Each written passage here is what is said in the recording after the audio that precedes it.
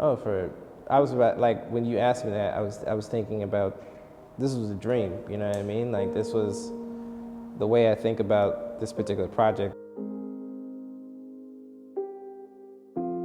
And like the beauty of my own community and how healing that community is too, that's something that's what Buxton is to me. I always ask myself, like, yeah, I'm ready for Drake, but is Drake ready for me? I just want to experience everything it has to offer, and I want to meet people and connect and network and really like hone in on my craft as an artist. Really started to notice some gaps. Thinking about my experience as a senior and when I went to Drake, there was a gap in that transition between high school and then college, and then eventually in pursuing careers in art and advocacy work. And I started to ask myself the question, like, how could I use my hindsight and my foresight? I'm working on a short film called Sapient 2.021. It is a consideration of how we define humanity, what part does labor play in that, and where does empathy fit in, through the lens of dance and technology. I want to be able to help teenagers and young adults understand the relationship between words and their outcome in life. Program for youth, then you're building up kids that are going to have more confidence, who are going to see value in the place they live. I'm Siobhan Spain. I'm the executive director of Mainframe Studios. I've been super proud of how Mainframe's responded to the pandemic and trying to make real projects happen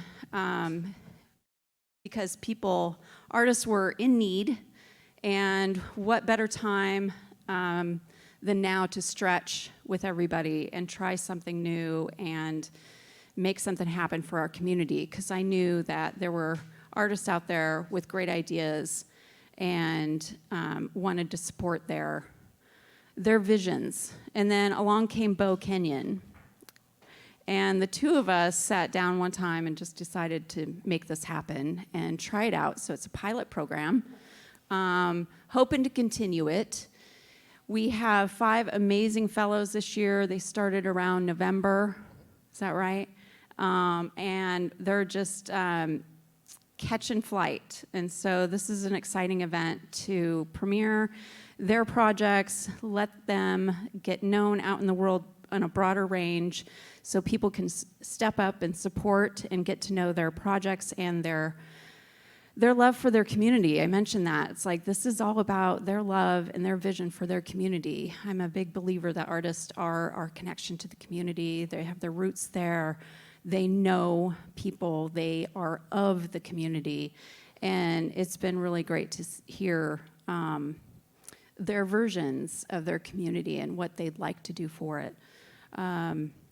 So, yes, the Iowa Creative Incubator is all about creating connections between businesses and artists. So it's kind of a collaborative project to get multi-disciplinary projects off the ground, but also a lot of partners. And all of these artists you'll hear have partners in the community that drives these projects forward. I was going to say so many things, and of course you get up here in the spotlight and you're like, what was it? But, all right. I do want to do a healthy round of thanks. Besides XBK, I really want to thank Beau, Kenyon, to stepping up too, because he's worked his booty off on this, and I love that fact. He is just so committed, and it's so inspiring, and it's been great to have him as a partner in crime to make this happen. I really want to thank Iowa Arts Council for stepping up.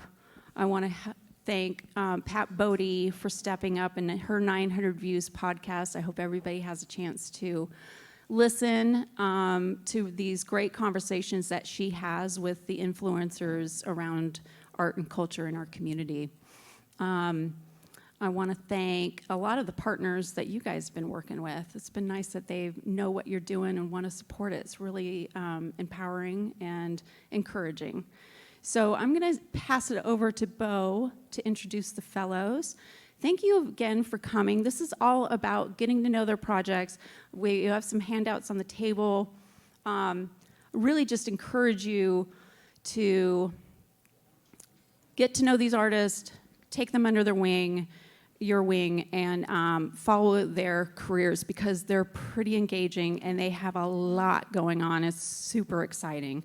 And if you have the means to support it financially, even better. That's really what we'd love to see happen. A lot of the arts in Des Moines need funding. We're one of the lowest federally and state funded for the arts. So we're lucky to have the funding that we have, because that means there's a lot of private funders, but we just need more options, and we need more options for projects like this that are really about social engagement and moving our community in a better direction. I'm so proud to be part of this pilot project, and I hope you get the same vibe that I do from it, because it's exciting. So again, thanks, Beau. Please introduce yourself and what you're up to lately, too. So, thank you for being here. Of course. Thank you, Siobhan. Thank you. Yes, of course. So thank you, Siobhan. And I have said it a million times, and I'll continue to say how fortunate I feel to have a partnership with Siobhan and with Mainframe Studios. It's one of the leading art service organizations in central Iowa, providing really necessary support to artists, not just an affordable space, but affordable space with dignity, that is beautiful, that is usable, and also affordable space to create these micro communities of artists, to have really exciting, inspired, and intentional conversations. And so I feel very lucky and very fortunate to be able to pilot this in partnership with Siobhan and Mainframe. I would say the incubator was also formed out of a need to not just talk about what you do, but do what you do, and to show the community what you can do. And when these 5 incubators, or fellows, excuse me, when these 5 fellows joined the incubator, what an amazing proof of concept for not just what the incubator stands for, but also who these artists are within the community of Des Moines. In addition to everybody that Siobhan has mentioned, Iowa State University has been really a great partner with Jennifer Drinkwater. She was a guest who helped to facilitate one of our educational programs, but then also Olivia Valentine and Farhat have been so incredibly supportive to this program. Susan Odie Watts has been such a supporter with Olson Larson Galleries as well. And Emmett Phillips over at Community Neighborhood Services has been such a huge support. So to introduce our fellows so that you can hear from them, because that's what you're here for, we have Amenda Tate, Chrissy Jensen, Dion Michael Kelly, Cameron Gray, and of course Jill Wells. And you'll see behind them on this sort of rolling, rather than them just talk about their projects all night, I wanted to give some visual representation of what their projects stand for, who they are, and ways to contact them. And then Siobhan also pointed you to some handouts on the table so that you have some more information about these fellows.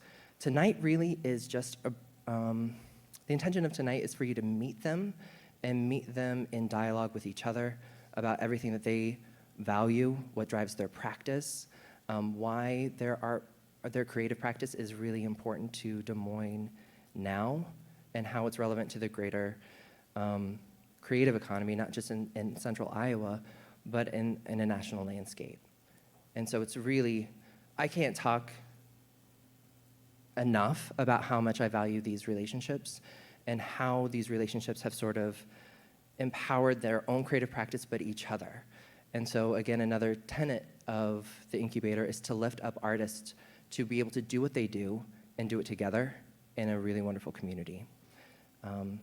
So please, I would love to just kick off the first question on that same note, like why it is a community-oriented practice, Why is that so valuable to your own creative practice? What does that dialogue look like? What does it mean? And how have you found sort of fellowship with each other during that work? Great question. And make sure you're speaking to the microphone. I know. I'm gonna try to get used to this thing here. And you guys have any thoughts on that you want to jump right into? I mean, I always like to start when I speak on stage with the, reminding everybody the number one fear in the world. Does anybody know what that is in the audience? Public speaking. Public speaking. You know, I realized I'm a hip hop MC. I realized when I was 17, I was like, this is what I want to do. I want to speak with my voice.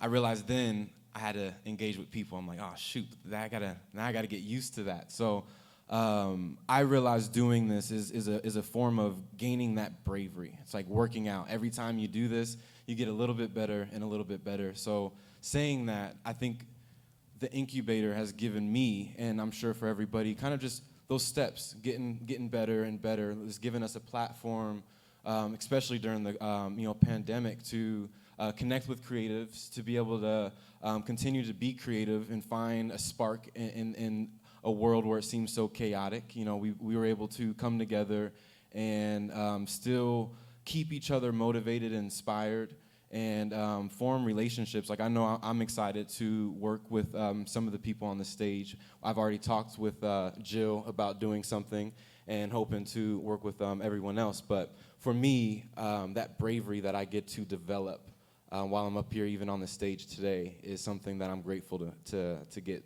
through the incubator. So thank you for having this, and thank you everybody for being here. But I'll let somebody else maybe popcorn it and see who wants to speak.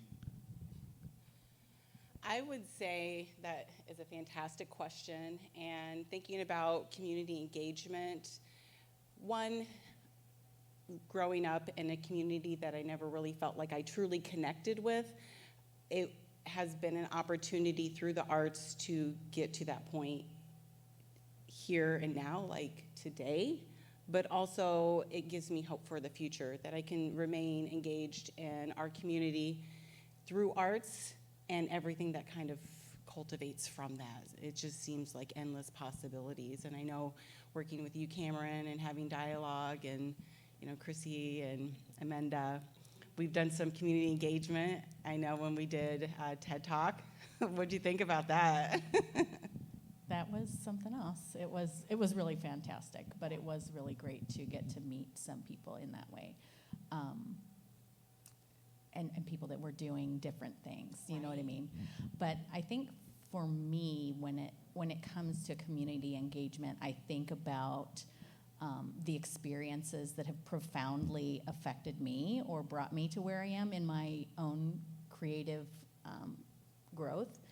And sometimes I wonder, like, what if I had the access or opportunity to have those experiences earlier in my life? Right. How would my path have changed, or my life have grown or evolved? And not saying I'm disappointed in where I am, but like, if I can offer that to other people in ways that participation can really become kind of collective meaning making in a significant way, then people can see themselves in the arts and feel like it does have something that maybe speaks to them. Yeah, I can piggyback off of that, like, especially like when you're talking about the notion of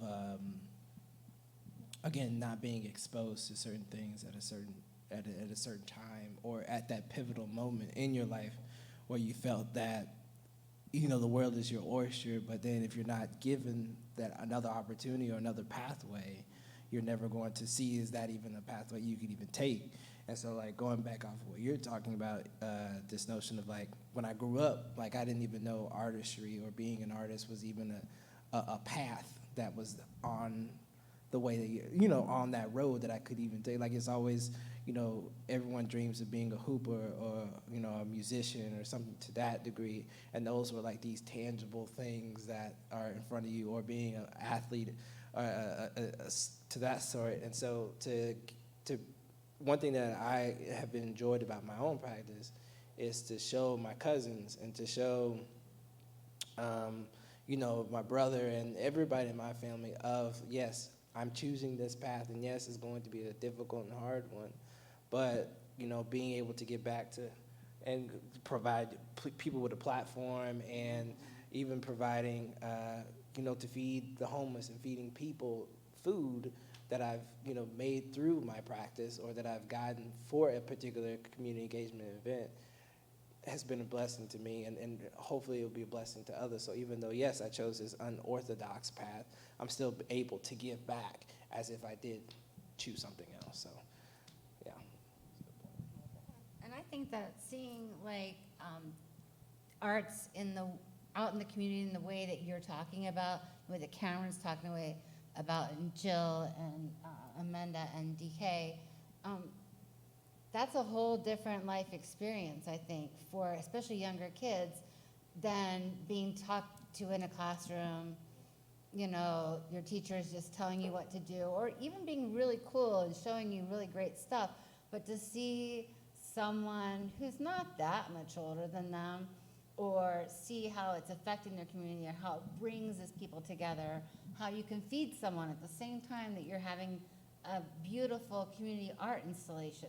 So those kinds of new ways of seeing how art can be, so it's not like, it's not in a space, it can be, but it just doesn't have to be in one space or for one kind of person. Or I think that's kind of like, and when I think about our projects, that's what I kind of feel is like sort of at the core of all that is just that kind of way of making space for, obviously, for young artists, especially young artists who are marginalized because of, you know, what sexual orientation they are, or what color their skin is, or what community they just happen to live in. You know, if your community is Ames, there are people of color there, but what are, you know, what lane are they allowed to be in? And I feel like that, these projects kind of help open up that space so that it could be anything, and that's inspiring, I think, for sure.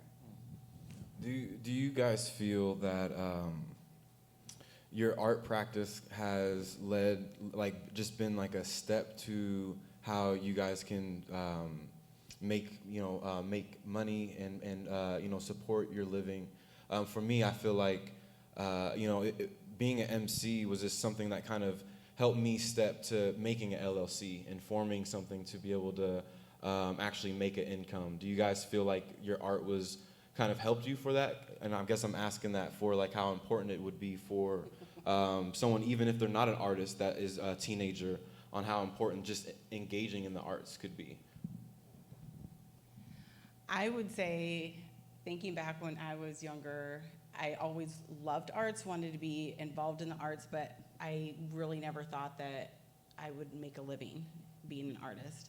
One, I grew up with like the starving artist type of dialogue in a way, and I didn't see anyone around me that was actually producing art, making money, taking care of their family. So when I think about what we're doing, and sometimes I see it really broad and then sometimes I see it narrow, because we're not really, I think, able to see how far-reaching these things could be for other individuals to truly believe that there is an opportunity to be creative, to do that for themselves, for their future, and their loved ones as well. So when I think about our community, like, I think sometimes there's this notion as well that we have to leave Iowa in order to have thriving art careers or creative careers. I don't want that for us, and I don't want that for anyone here or anyone we might impact either.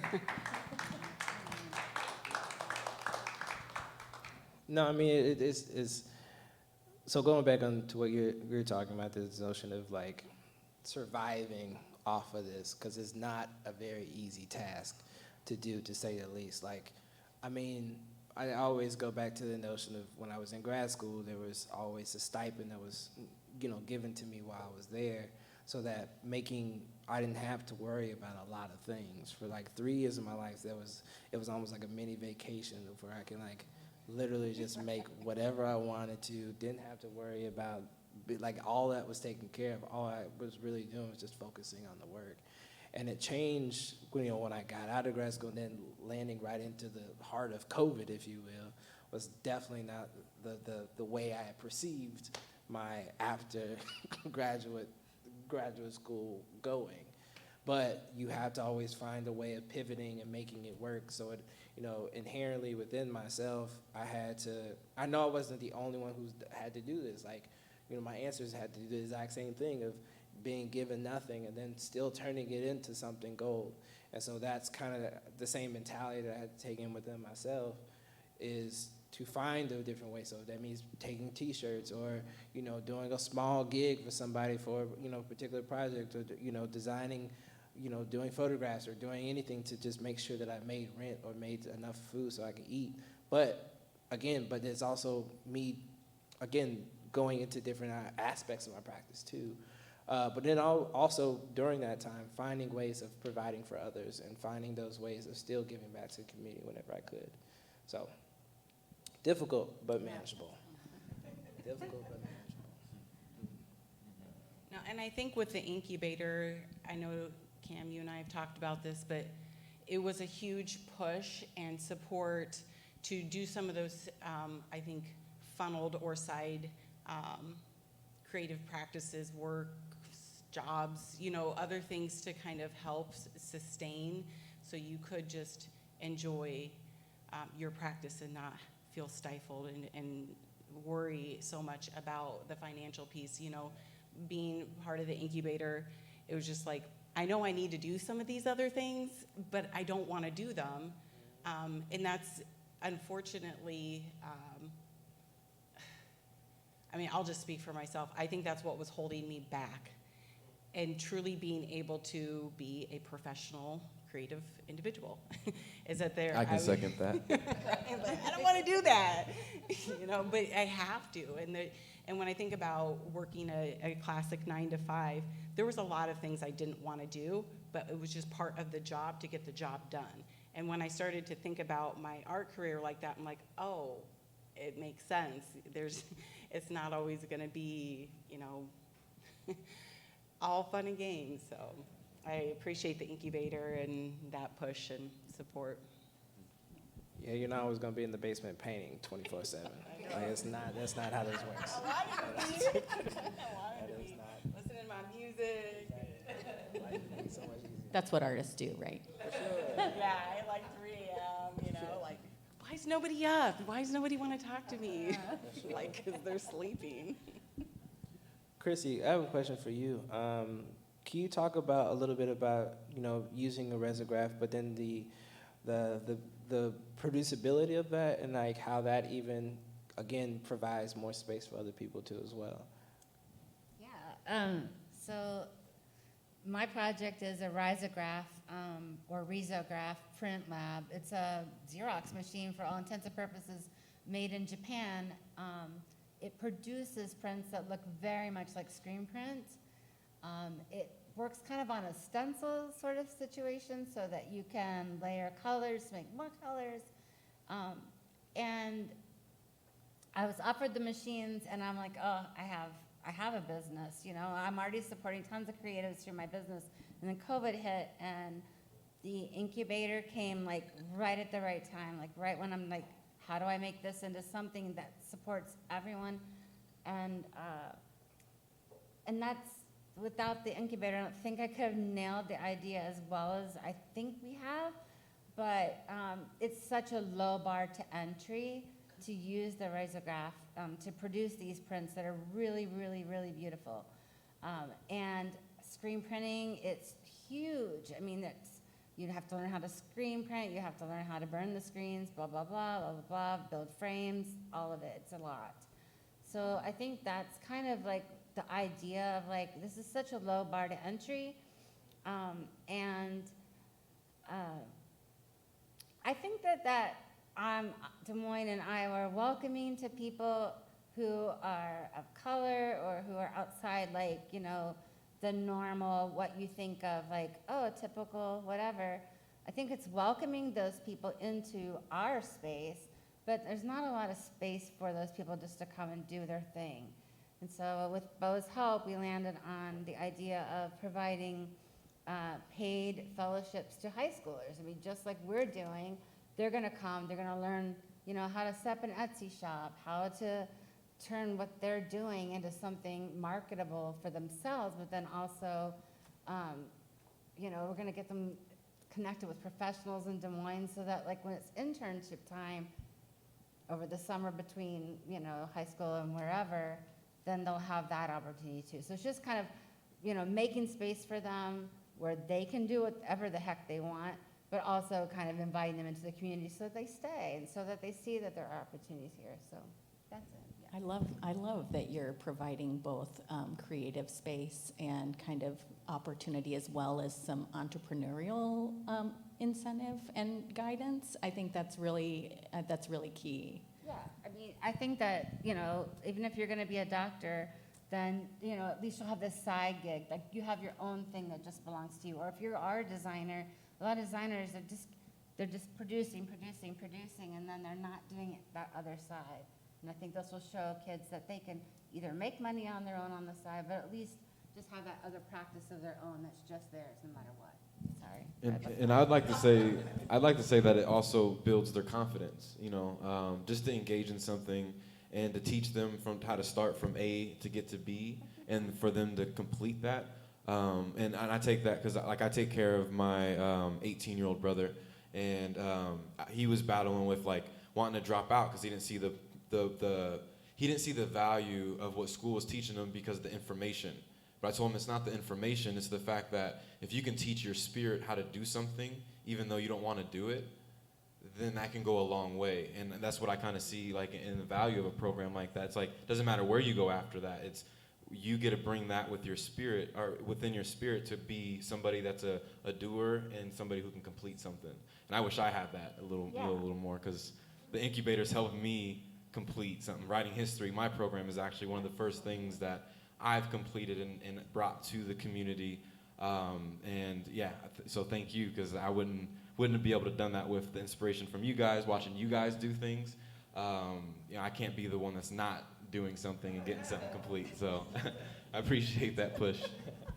I think that it just helps with intention too, so that if you are grounded in a community, especially an arts community, you'll remember what your intention is. What's my intention for my life? Regardless of what your job is, what your day-to-day is, you'll remember what your intention is if you're continuously communicating and interacting with the arts community or with your own little community. And so I think that what you do, you're starting with kids super young too. I don't know. I wish that I had even a bigger school for all these kids, because I think that the things that you're working with kids on, you and your mentee, with Sapient, and how that's going to bring so much of the community together for just huge celebration. If nothing else, everyone's going to be celebrating there. And so I think that those things will help you remember what's my intention for my life. No, and I was thinking about that word of intention when I think about us and a lot of the conversations that we have had and the intentions behind who each one of us are, what our motives are, why we practice, why we create, why we feel like connecting with our community is so important.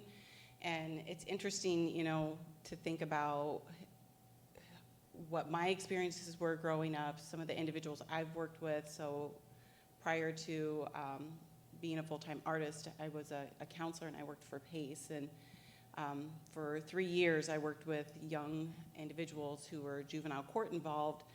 And a lot of the things that we were privileged to hear from them, I remember feeling like I'd experienced a lot of those things in some way, shape, or form, and I wonder if that's what maybe drives a lot of our intentions as well.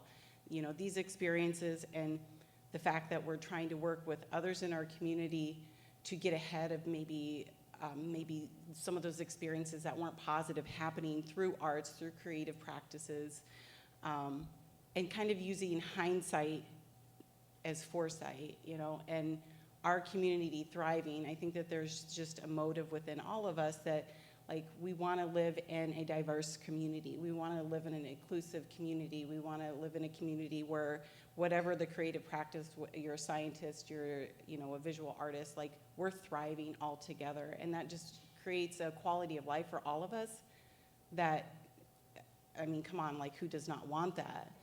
I mean, seriously. And, you know, so just to kind of throw this out there for everyone, like, all of our projects, like, when I think about why they're worth investing in and, you know, why we are having some of these conversations, I feel like that's why we're asking for those investments, because the big picture is it creates a quality of life within our community that we're not just exiting the community the same way we entered it.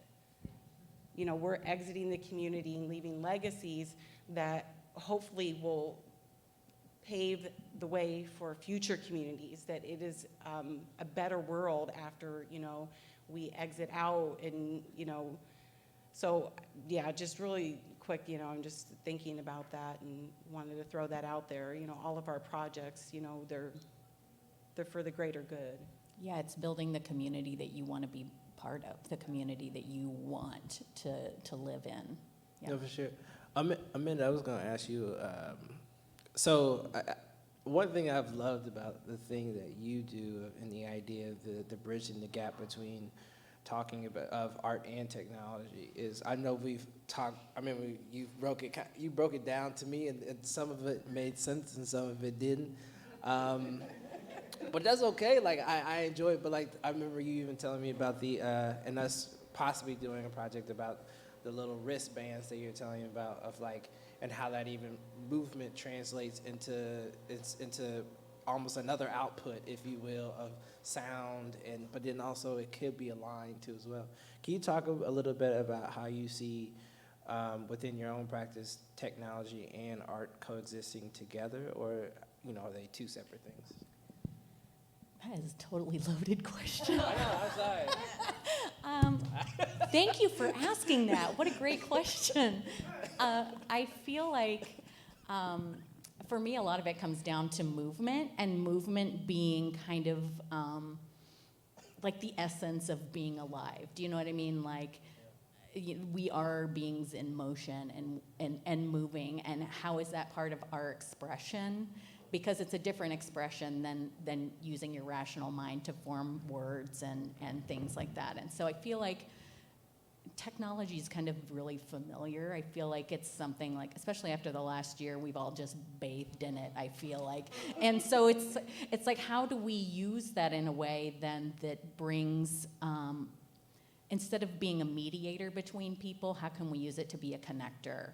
Like, how can we use it in ways that bring us together? Because and a lot of times it's kind of an interrupter. Yeah. So how can we flip that script? And the idea about technology is really that the idea of data, and like so many things in life being data driven and data motivated. And I think it's really important. I think data is really important, but we have to think about what data we're collecting and why, and what purpose does it serve, and are there other ways to present that data that then can have a resonance or meaning just beyond, you know, facts and figures in a spreadsheet. So I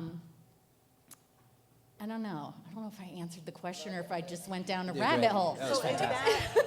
So the data that it collects, so if you guys haven't seen this, it's amazing. So the technology itself is recording the movement of the dancer, at least from the demonstration I saw. The dancer wears something that is in communication with a painting robot. And so then the data, though, that's collected is, instead of the spreadsheet information, it's the art.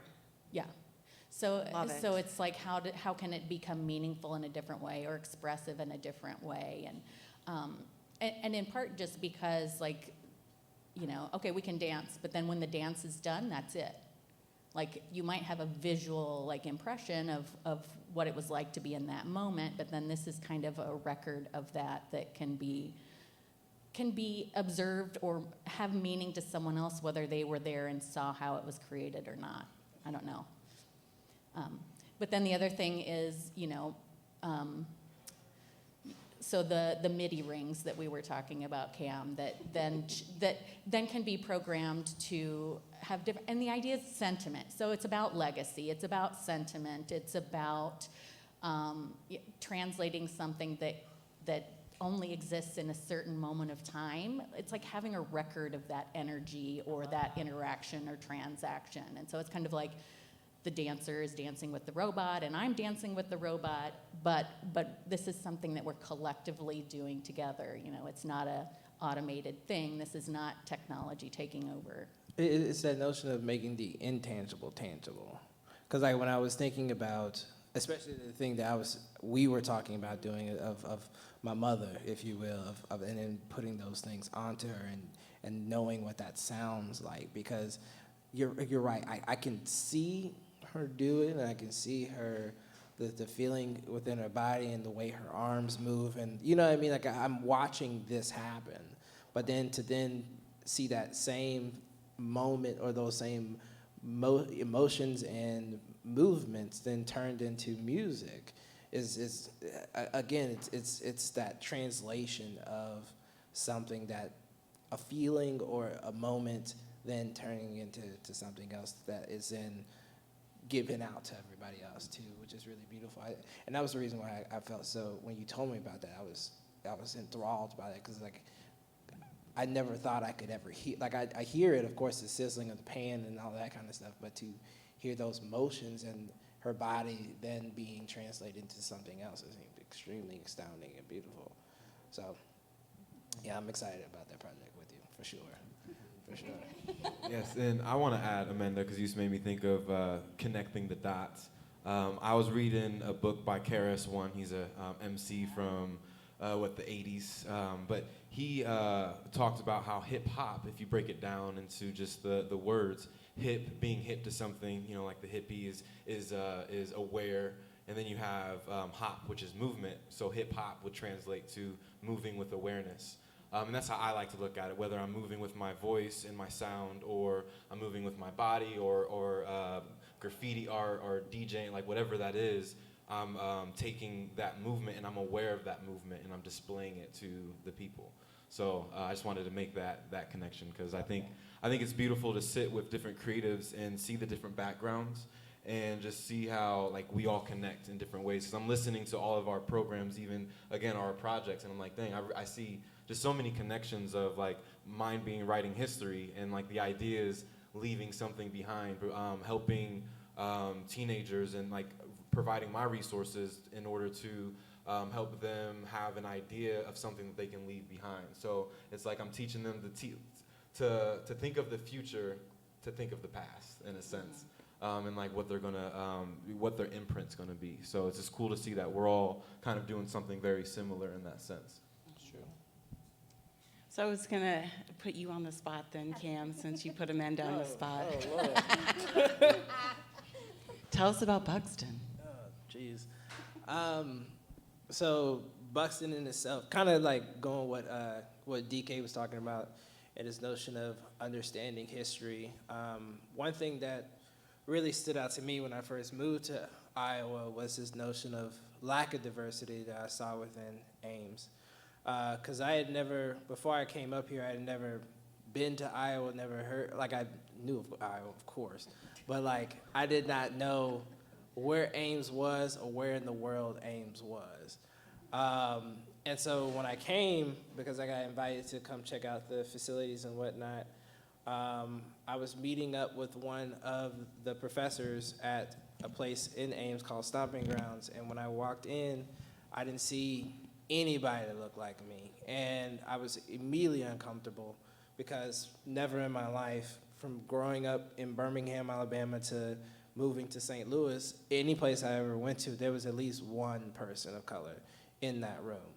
And to walk into a space and not see anyone like you just feel completely alone and uncomfortable, extremely uncomfortable, because you could just feel the eyes on you. And so understanding that, and as I was going through my grad school program, I kept thinking about spaces in which I wanted to bring a space that felt like a space for people like myself, people of color, to come and thrive.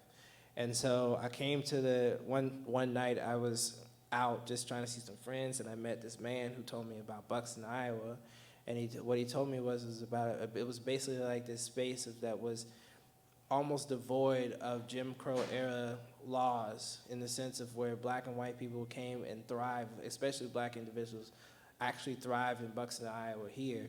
And so as soon as I heard that name, I knew exactly what my space, or what the initiative that I wanted to start had to be named, because that's exactly what I want to bring back here. I want to bring a space, or create spaces in which not only black people will feel like they are being seen and heard, but then also our arts and our music and our films are being risen to a higher standard, in the aspect of where they see themselves being put on that pedestal. The best way I could put it is like, in the way that I see Buxton, is that the white narrative has been a sponge. It doesn't exist here. That has no place in Buxton. Black is black, and black is king in Buxton. And but it's also, like DK was talking about, it's this idea of showing that Iowa kid that, yo, look at all the stuff that we've done. Like, look at everything and all these beautiful things that we've created. Now you can do that same thing. You can feel inspired yourself to use that same energy so you can be a part of this legacy in which you are being provided. And so it's about, again, providing resources for my friends. So Jill was a part of one of my programs that I started with the Ames Public Library called More Than Monoliths, talking about the monolithic aspect of creators. And so we're gonna have, artists, of course, but then cooks and writers and hip hop artists, musicians, everybody be a part of this particular program. And so that's just beginning, but it's expanding. So yeah, like I really do believe that Buxton could be that key of unlocking some more a beautiful future for the Ames and Des Moines areas, and the people in the surrounding communities as well. So, yeah. I'm waiting for my It's coming, invite. dog. It's coming. Just so you know, It's coming. Just gonna put that out in the universe. But We already got 3 books. I said after those get through, I got you though. I promise. on the wait list. I got you. You good. You good. I got you. I promise. Yeah, I just want to stop in here and say, if you haven't listened to it, you can get to it, I think, still through the Ames Public Library website. Yeah. And I, when it was over, so they talked podcast form. When it was over, no one left. So it was kind of on a Zoom, and they were kind of waiting to shut it down. And then no one left. Everyone just kept hanging out to see what they were going to talk about next with each other. And it was absolutely beautiful, and I really highly suggest it. It's super good. Well, thank you. I'm excited for the next one. Well, it was a wonderful experience, and that space was something that I think is very much needed, and I'm excited for other individuals For sure. to enjoy that space. And it makes me think about, so the mentee that I'm working with right now, we've had conversations like that. So she's getting ready to exit out of high school, and she's going to be attending Drake this fall. And when we talked about the mentorship program, I think that space is something within our community that we could use like multiples of. Mm-hmm. I'll just put it to you like that. Like, it just seems I'm not saying that you can't handle that, Cam, mm-hmm. but sometimes it just makes me like a little like in 2021 that it just seems still rare that it's, there's so few of those spaces. For sure. Yeah. Right? So, I hope to do something very similar with that with AXA. So Artist X Advocacy is a mentorship program that I've been building out here with the incubator. And it's just, I always go back to what my intention was with that, and how deeply impacted I was from working with youth in our community. And I just really pray that those spaces continue to multiply, because it was the thing that really motivated me to step outside of the counseling seat and pursue art full time, because words do fail us at some point, right? And the creative practices provide outlets for individuals to have alternatives, right? To be seen, to be heard. And that does develop a sense of confidence and feeling comfortable in your own skin within your community. And long term, that can eliminate a lot of issues that we deal with, right? And it can eliminate a lot of hardships for individuals so they don't have to suffer and, again, have a different quality of life. For sure. Right? So this mentorship program, I hope to work with more than one mentee working in the future. But, I'm really inspired by all the work that has happened so quickly between us. And it's kind of amazing to think about, honestly, just thinking about in the future, what will manifest because of these projects. And yeah. No, I mean, kind of going back where you're talking about the aspect of wanting more spaces like that. It always starts with one. You feel me? It's not something that it always starts with that dream, of wanting to do it. And I can't tell you how many people thought I was crazy about doing this. Most people have been telling me to leave, but then I feel like there's a lot left here to be done.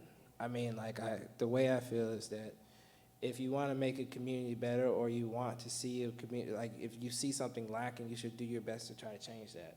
And not just, because it's only going to make the community feel that it's okay to be what it is, even though there's a lot of things wrong with what it is. And that's the reason why you don't see a lack of black people here, or the lack of diversity within most of these spaces, because they don't feel safe in these particular spaces. So then how do you expect the community to be diverse if you're not allowing those people to tell you what they need and listening to those people?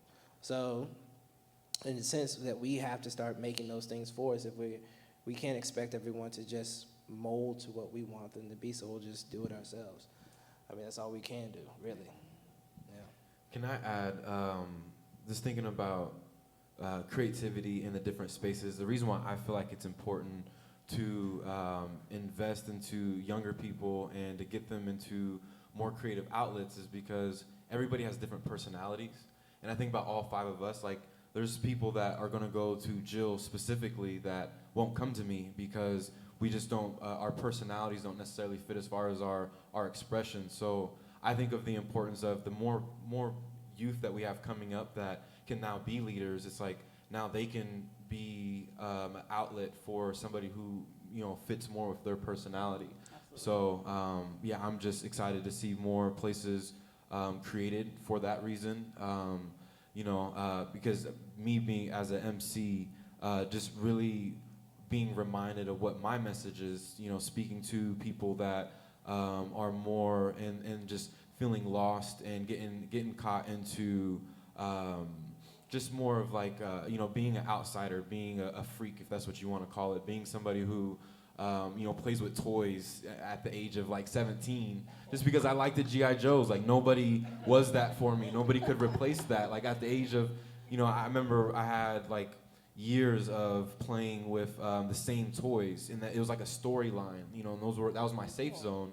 But then I again felt weird because I'm nobody else is playing with toys around me, so I didn't even speak of it. Now it's on camera, and now everybody knows that when I was, when we were friends, that's what I did on my alone time back in the day. But that to me is who I want to speak to, and I want to also remind people that we're from this earth, and we're all here together. And I think that I speak to the people that want to find home and in the diversity, in the pool of diversity. A lot of people don't want to find home there, and that's just, they don't come to me. They go to somebody else that has that. But I think we should continue to open the door to allow those spaces to be created, so people can just go on their place that they find that, and then then we do, then we work together in that way. Like the different groups like we are, we're now working together to empower each other, and that is how, the different pockets of people then work together is how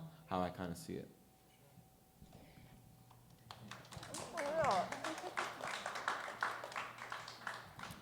So did you say that became a storyline? Yeah, sorry. I had to think about what you. I had when my characters passed away, like they were gone, like they were no longer part of it. It was. I had this one character. I was very inspired by this movie Riddick. If anybody know that with Vin Diesel, I had this character who had no sleeves, and to me, he was Riddick. But eventually, I changed his body parts. He got his arm chopped off. He had a robotic arm. He had a robotic leg. They went through real life stuff in my head. So that was at least, I think that was about 4-year storyline. And so until I got rid of the toys because I was like, I can't do this anymore. But then I found new ones because I was like, I had to have that fix, so to speak. Do you still have that moment where you share that with your son too as well? Of course, yes. I actually, I realized the importance of teaching kids how to play with toys. You can't just expect to throw a toy in front of a child and then they're looking at the stuff you're constantly around. So when they see you on their laptop, on their phone, it's that's what they're trying to pick up is the remote, the telephone, because that's what they're seeing. So if you pick up the toy, I had to learn that with my son. I pick up the toy, I play with it for 20 minutes, and then I'll go away, and then he's now playing with it. And so that's something that definitely. That's why, as a creative, the incubator has really shown me how my creativity is everywhere in my life. Yeah. It's my business. It's my way of playing with my children. It's how am I creative with my time? I'm somebody who's late a lot, so I'm trying to get creative on how I can no longer be late. But we apply that to everything, and that's why I find it very important to be invested into, so everybody can be a better father, can be a better mother, or a better cook, or a better whatever your profession is. Creativity, I think, helps amplify that and helps you find that clarity and focus on your own individuality. So now we're talking about play and the aspect of play, because there's so many different ways of describing what play is, because I think to some degree everyone does a version of play within their own practices. When you're talking about music in the way that, how do you see play coming into that world, or is it the way that you make your beats of again, the aspect of going to record shops, or how do you see play entering into your music? So I'm gonna bring up my grandfather. When I was 13, I used to talk like this, and I used to mumble, and he asked me a question. It's like, yeah, But then I realized that I wasn't inviting. So as my words, that's what I play with. I play with, I go back to high school when I had to do the talent show and I couldn't curse in front of everybody. So I said, life is a female dog and me, I rule her. And I felt so clever. I think I was 15. And I felt very clever because I was like, I found a way to get your mind to know what I'm saying, but not say that word. So as I went, I was like, I can now I don't curse in my music. I like to find other words to describe what I'm saying. And to me, that's my play. I get to play with words on how I want to shape my reality. That's right. That's beautiful. That's cool. I love that. That is so good. And that's really interesting because it makes, my son, he's 13, and he's kind of like that as far as he can be a little flat, and I'm like, is he just too cool for school right now? And his mom not cool? And so I'm gonna, but he loves music. And he started playing music that is my genre music, and he's like, oh, I'd never heard it before. And I'm like, no, I know that song. He's like, don't know this one. And I was like, no, I know that song. So I think that you guys would be, I'm going to set up a play date if you're good with that. I'm game. I think you two would vibe, It would just be a cool opportunity for him because he is an only, and, to play. Yeah, because that notion of playing with words, I don't know that he's ever actually explored that. And, that Also the idea of like never losing that play or that curiosity or that creativity as we get older. Oh my gosh, yeah, it's I like invaluable. to consider myself a wise child. That's what I go with instead of an adult. Sounds better. Love it. Same. I hate to cut this conversation, but I also want to make sure that there's time for questions if we have questions in the crowd, and then also maybe some more pointed questions to you all. But I just want to mention again that the act of learning or the process of learning is an intrinsically vulnerable experience. The act of creating is an intrinsically vulnerable experience. And this act of starting your own creative entrepreneurial endeavor is such a vulnerable experience. And all 5 of you have done such exceptional work and continue to do such exceptional work within that space while connecting to community. And I'm just so very, very proud of all 5 of you. I'm very honored that you allowed us to be a part of that.